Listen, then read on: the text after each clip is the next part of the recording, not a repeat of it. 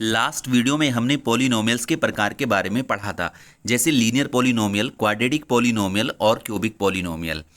इस वीडियो में हम पॉलिनोमियल के जीरोस के बारे में पढ़ेंगे और पॉलिनोमियल के जीरोस का ज्योमेट्रिकल रिप्रेजेंटेशन क्या है उसके बारे में पढ़ेंगे।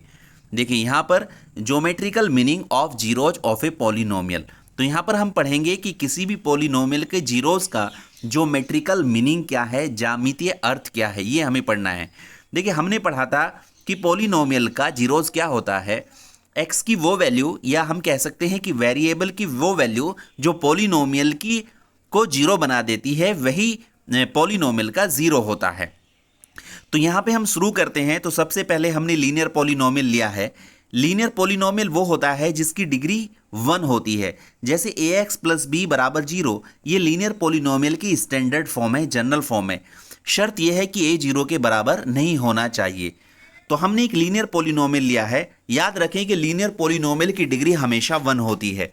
तो हम इसके ज्योमेट्रिकल रिप्रेजेंटेशन के बारे में देखते हैं कि इसके जीरोस का ज्योमेट्रिकल रिप्रेजेंटेशन क्या होता है। देखिए सबसे पहले हम आपको बता दें कि graph of ax plus B, किसी भी लीनियर पॉलिनोमियल का जो ग्राफ है वो स्ट्रेट लाइन आता है हमेशा। आप किसी भी लीनियर पॉलिनोमियल का जब आप ग्राफ बनाएंगे तो वो हमेशा क्या आएगा, स्ट्रेट लाइन आएगा। मान लीजिए हमने यहाँ पर एक लीनियर पॉलिनोमियल लिया है। वो लीनियर पॉलिनोमियल है हमारा y बराबर 2x प्लस 3। यहाँ पर हमने लीनियर पॉलिनोमियल लिया है। अब यहाँ पर हमने 2 पॉइंट्स निकाले हैं, x की वैल्यू -2 और 2 रखने के बाद y की वैल्यू -1 और 7 आई है। इस प्रकार ग्राफ प्लॉट करने के लिए हमें 2 बिंदु मिल गए, 2 पॉइंट्स मिल गए, -2, -1। एक पॉइंट ये हो गया और 2, 7। इन दोनों पॉइंट्स की मदद से हमने क्या बनाया, इस स्ट्रेट लाइन का ग्राफ बनाया। चलिए देखते हैं कि इस स्ट्रेट लाइन का ग्राफ क्या है। देखिए यहाँ पे हमने ग्राफ बनाया है। ये ग्राफ हमने प्लॉट कर दिया। प्लॉट करने के बाद जब हमने देखा कि ये ग्राफ जो है एक्स एक्सिस को, ये हमारी एक्स एक्सिस है, एक्स एक्सिस को -3/2, 0 पर इंटरसेक्ट कर रहा है। देखिए ये जो ग्राफ है वो एक्स एक्सिस को -2, -3/2, 0 पर क्या कर रहा है, इंटरसेक्ट कर रहा है। देखिए ठीक है, हमने ये पॉइंट्स नोट कर लिया। उसके बाद हमने y की वैल्यू 0 पुट करने के बाद यहाँ से x की वैल्यू निकाली, जिस प्रकार से हमारा 0 निकालने का तरीका होता है। जब हमने x की वैल्यू निकाली तो x की वैल्यू -3/2 आ गई, x की वैल्यू -3/2 आ गई। और ग्राफ पर हम देखेंगे कि जो स्ट्रेट लाइन है वो x एक्सिस को -3/2 पर ही क्या कर रही है, इंटरसेक्ट कर रही है। यानी कहने का मतलब ये हुआ कि कोई भी लाइन, कोई भी स्ट्रेट लाइन x एक्सिस को जिस पॉइंट पर इंटरसेक्ट करेगी, उस पॉइंट के x कोऑर्डिनेट को ही उस लाइन का जीरो हम कहेंगे। क्योंकि हमने यहाँ पे जीरो इधर भी निकाल लिया है और यहाँ पर जहाँ पर ये लाइन इंटरसेक्ट कर रही है वहाँ पर x की वैल्यू -3/2 है। तो दोनों ही वैल्यूज आपस में मैच कर रही हैं। तो इसका सीधा सा अर्थ ये हुआ कि ये जो -3/2 है यही इस स्ट्रेट लाइन का जीरो है। चलिए आगे बढ़ते हैं। देखिए अब कुछ बातें हम लीनियर पॉलिनोमियल से रिलेटेड यहाँ पे नोट कर लेते हैं और समझ लेते हैं। सबसे पहले किसी भी लीनियर पॉलिनोमियल की general form ax plus B बराबर 0 के होती है। यहाँ पे शर्त यह है कि a 0 के बराबर नहीं होना चाहिए। और उसके बाद किसी भी लीनियर पॉलिनोमियल का जो ग्राफ है वो एक स्ट्रेट लाइन होता है, which intersects x axis at exactly one point, namely -b/a, 0। किसी भी स्ट्रेट लाइन का जो ग्राफ है वो x एक्सिस को एग्जैक्टली ठीक एक बिंदु पर, एक पॉइंट पर ही इंटरसेक्ट करता है। और वो पॉइंट क्या होगा, -b/a, 0। यानी x की वैल्यू -b/a होगी, इस इक्वेशन से निकल जाएगी, और y की वैल्यू हमारी 0 होगी। तो इसका मतलब ये हुआ कि ax प्लस b बराबर 0, a does not equal to 0, exactly 1 0। इसके केवल कितने जीरोज होंगे, केवल एक जीरो होगा। x कोऑर्डिनेट ऑफ -b/a, 0, जो कि इस बिंदु का x कोऑर्डिनेट होगा, यानी b/a हो जाएगा। चलिए आगे बढ़ते हैं। अब विचार करते हैं क्वाड्रेटिक पॉलिनोमियल पर। Zero of a quadratic polynomial, हमने यहाँ पे सीधा एक एग्जाम्पल से हम यहाँ पे आपको समझा रहे हैं। एक क्वाड्रेटिक पॉलिनोमियल हमने लिया है, y बराबर x² -3x -4। ये हमारा क्वाड्रेटिक पॉलिनोमियल्स है। तो इसका ग्राफ प्लॉट करने के लिए हमने विभिन्न बिंदुओं पर x और y की वैल्यूज निकाली हैं। x बराबर -2 लिया तो y बराबर 6 आ गया, x बराबर -1 लिया तो y बराबर 0। इस प्रकार से कुछ पॉइंट्स हमने यहाँ पर क्या कर लिए हैं, नोट कर लिए हैं टेबल की फॉर्म में।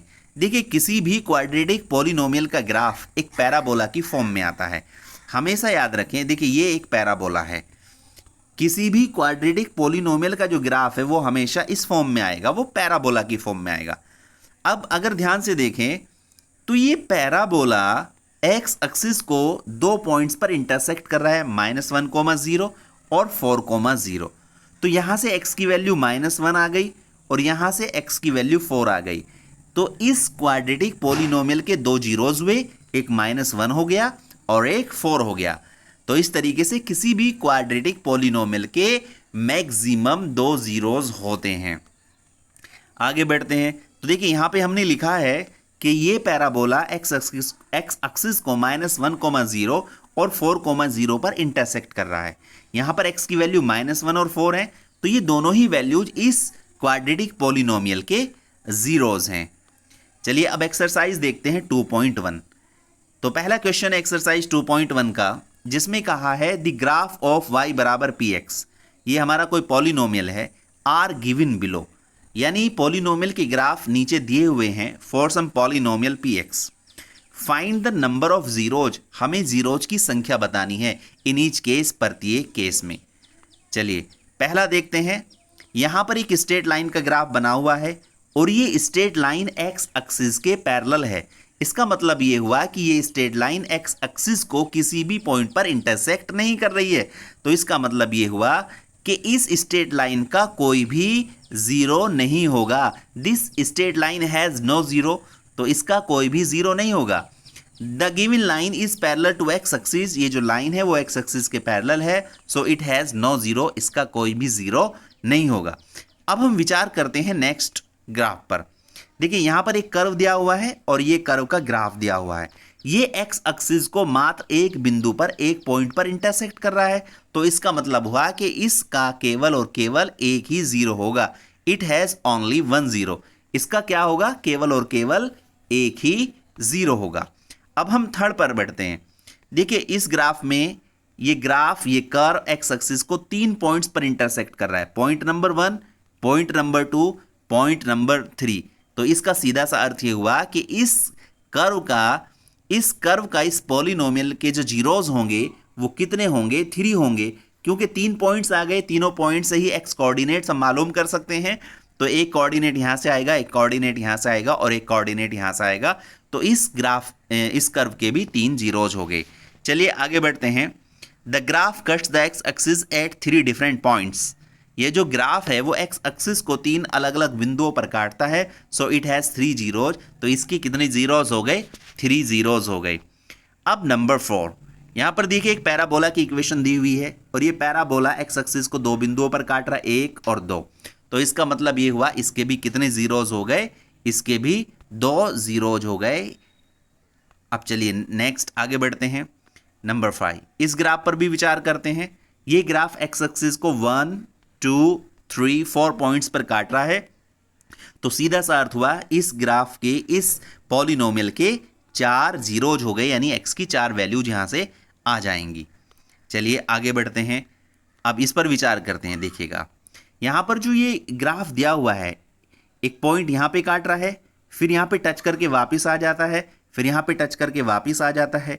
इसका सीधा सा अर्थ ये हुआ कि ये ग्राफ इस एक्स एक्सिस को 3 पॉइंट्स पर, 3 बिंदुओं पर इंटरसेक्ट कर रहा है, तो इसीलिए इसके 3 जीरोज हो जाएंगे। चलिए, this graph intersects the x axis at 3 points, it has 3 zeros. इसका मतलब ये हुआ कि इसके कितने जीरोज हो गए, इसके 3 जीरोज हो गए। अब हम देखिए इस पर विचार करते हैं। यहाँ पे हमने एक पैराबोला का ग्राफ लिया है और ये पैराबोला का ग्राफ एक्स एक्सिस को किसी भी बिंदु पर इंटरसेक्ट नहीं कर रहा है, ये ऊपर से ऊपर ही जा रहा है। तो इसका मतलब ये हुआ कि इसका कोई भी जीरो नहीं होगा, इट हैज़ नो जीरो। तो हमने इस वीडियो में स्टूडेंट्स कि पॉलिनोमियल के जो जीरोज है उनका ज्योमेट्रिकल रिप्रेजेंटेशन देखा है कि ज्योमेट्री के माध्यम से, ग्राफ के माध्यम से हम कैसे पता करें कि किस पॉलिनोमियल के कितने जीरोज होंगे। तो आसानी से हम निकाल सकते हैं। हमें केवल ये देखना है कि दिया हुआ पॉलिनोमियल का ग्राफ एक्स एक्सिस को कितने पॉइंट्स पर इंटरसेक्ट कर रहा है, वहीं से हम ये बात ज्ञात कर सकते हैं कि उस पॉलिनोमियल के कितने जीरोज होंगे। धन्यवाद।